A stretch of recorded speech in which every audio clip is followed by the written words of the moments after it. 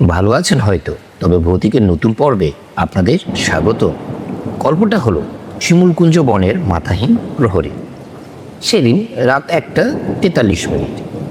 শিমুলকুঞ্জ বনটায় এমনিতে লোকজনে এড়িয়ে চলে, কিন্তু আজকে রাতটা আলাদা ছিল। বাতাসে একটা পচা গন্ধ, যেন অনেক পুরনো রক্ত শুকিয়ে থেকেও গন্ধ ছড়াচ্ছে। 3জন বন্ধু, আরিফ, সাব্বির আর রাকিব, তারা ইউটিউব ভিডিও বানাতে ঢুকেছিল এই বনে। লোকেরা আগেই বলেছিল এই বনে রাতে ঢুকবেন না, ওখানে ওঠা ঘোরে, কিন্তু তারা হেসে উড়িয়ে দিয়েছে। ক্যামেরা অন, টর্চ জ্বালানো। গাইস, আমরা এখন শিমুলকুঞ্জ বনের ভেতরে। আরে ফিস ফিস করে বলছিল। হঠাৎ পেছন থেকে একটা শব্দ, খুবই অদ্ভুত, মাটিতে কিছু ভেজা জিনিস পড়ার মতো।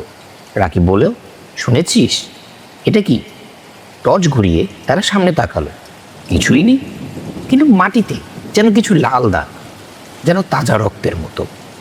তারা এগোতে থাকলো, আর রক্তের দাগ ঘন হতে লাগলো। হঠাৎ সাব্বির থেমে গেল, তার চোখ বড় হয়ে উঠল। ওটা ওটা দেখ, একটা বিশাল শিমুল গাছের নিচে দাঁড়িয়ে আছে একটা অদ্ভুত মানুষ। কিন্তু আসলে কি সেটা মানুষ? না, সেটা মানুষ নয়। শরীর আছে, কিন্তু মাথা নেই। গলা যেখানে থাকার কথা, সেখানে টাটকা রক্ত ঝরছে, টপ টপ করে মাটিতে পড়ছে। আর তার হাতে এক অদ্ভুত দেখতে মরিচা ধরা দা, আর দাটার ধার দিয়ে রক্ত গড়াচ্ছে। আরে ফিস ফিস করে বলল, ক্যামেরা চালু রাখ।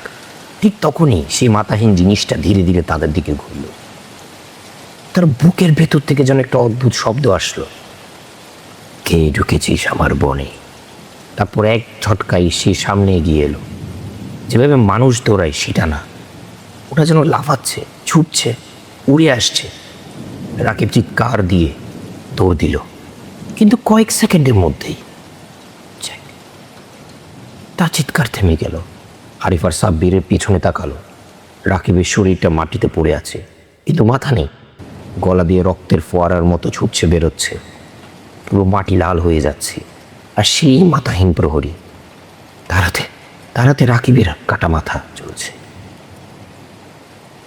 মাথার চোখ এখনো খোলা, আতঙ্কে জমে গেছে। সাকিব পাগলের মতো দৌড়চ্ছে, কাঁদছে, চিৎকার করছে, আমাকে ছেড়ে দে।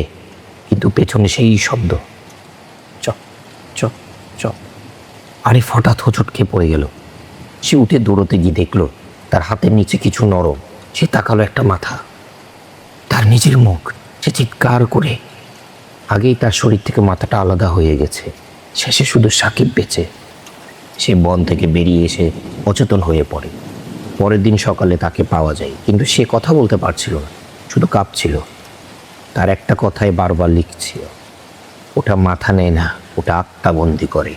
কয়েকদিন পর সাব্বির নিজেই নিখোঁজ হয়ে যায়। লোকজন বলে শিমুলকুঞ্জ বনে এখন 3টা নতুন ছায়া দেখা যায়, একটা মাথাহীন প্রহরী আর 2টো কাঁপতে থাকা ছায়া, যাদের মাথা নেই।